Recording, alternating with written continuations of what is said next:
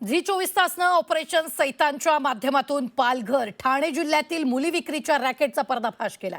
आदिवासी भागातील अल्पवयीन मुलींची काही हजारांसाठी विक्री केली जात होती। दरम्यान हे प्रकरण झी 24 तासनं समोर आणल्यानंतर सरकारनं या प्रकरणाची दखल घेतली असून चौकशीचे आदेश दिले। पाहूया। याची चौकशीचे आदेश मी दिलेले आहेत आणि लवकरच याची चौकशी केली जाईल। महाराष्ट्रातील आदिवासी पोरही छोट्या छोट्या बालिकांची विक्री होत असेल, अरे कुठे जगतो आम्ही? पण प्रत्यक्ष जाऊन त्या सगळ्या लोकांशी बोलतो, मुलींशी, त्यांच्या आई वडिलांशी, त्यावेळेला आपल्याला वस्तुस्थिती कळते। विविध अशा प्रकारच्या समस्यांवर समिती स्थापन केली जाते, तशी याच्यावर देखील समिती स्थापन व्हायला पाहिजे।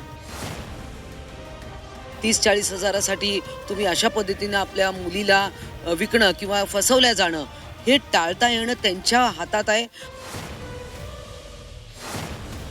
झी 24 तासच्या ऑपरेशन सैतानची मुख्यमंत्री देवेंद्र फडणवीस यांनी दखल घेतली असून चौकशीचे आदेश दिले। पालघर आणि ठाणे जिल्ह्यात अल्पवयीन मुलींचा सौदा करणाऱ्या रॅकेटचा झी 24 तासनं पर्दाफाश केला। आदिवासी भागातील कुटुंबांना काही हजारांचा आमिष दाखवून त्यांच्या कोवळ्या मुलींचा सौदा केला जातो। काही एजंट ठाणे आणि पालघर जिल्ह्यात ऍक्टिव्ह आहे। या एजंट मार्फत अल्पवयीन मुलींची खरेदी केली जाते।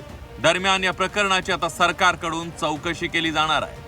काही आदिवासी मुली आहेत, त्यांच्या लग्नासाठी त्यांना त्यांच्या पालकांना आम्ही देण्यात याची चौकशीचे आदेश मी दिलेले आहेत आणि लवकरच याची चौकशी केली जाईल। झी 24 तासनं अल्पवयीन मुली विक्रीच्या रॅकेटचा पर्दाफाश केल्यानंतर काँग्रेस नेते विजय वडेट्टीवार यांनी अधिवेशनात संबंधित मुद्दा मांडलाय।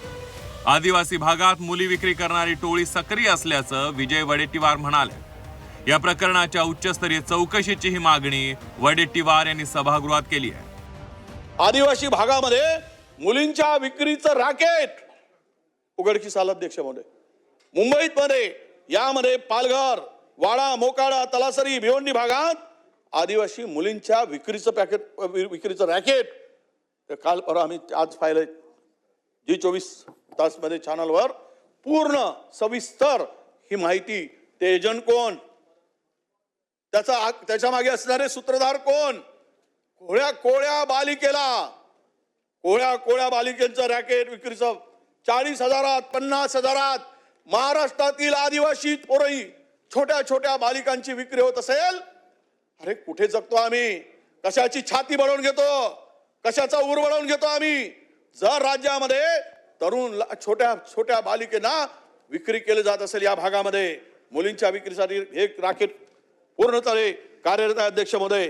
दलाले, वीट भट्टी मालक असतील, दुकानदार, टेलर, सरकारला यातून सद्बुद्धी मिळाली पाहिजे। आदिवासी मुलींचं या मुली हेरले जातात।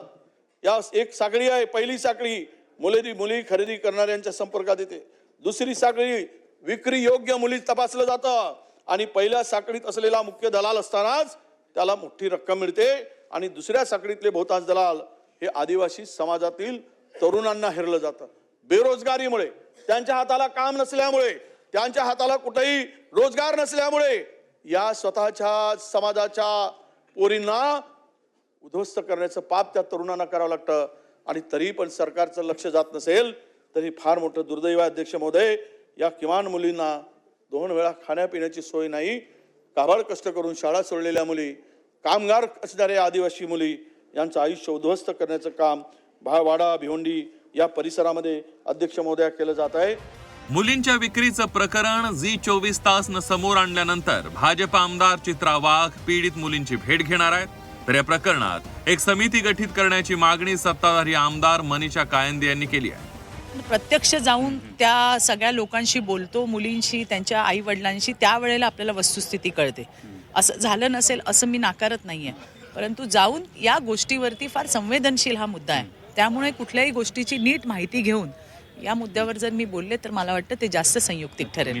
मुलींना भेटल ते आणि 100% मी जाणार, मी भेटणार आणि वस्तुस्थिती घेणार। मला वाटतं की याच्यावर समिती स्थापन केली पाहिजे।